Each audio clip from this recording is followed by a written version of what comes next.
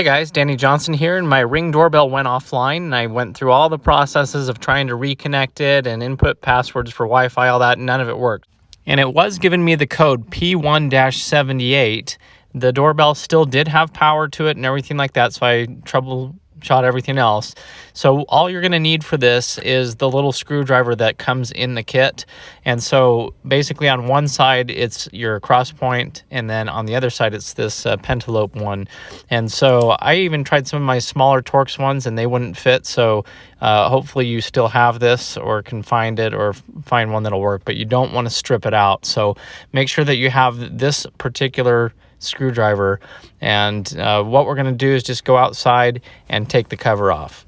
And check the video description because I have a full install on this doorbell and how it goes on, and that might also be helpful for you. As you can see, there's a blue ring still around it, so it's getting power. Now on the side there's a button, and you have to push it down and actually hold it for 20 seconds. I tried tapping it like it shows in the instructions and everything, and that didn't do it. So for 20 seconds I held it down. Finally the light turned off, as you can see, and then I pressed the button and sat and waited, and it takes another good 10 seconds or so for it to come off.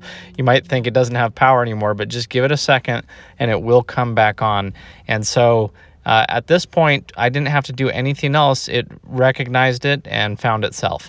If that doesn't work, then click on everything in the app and it will have you put in your password for your Wi-Fi. If you've changed the password on your Wi-Fi or got a new router, then it can throw it offline too.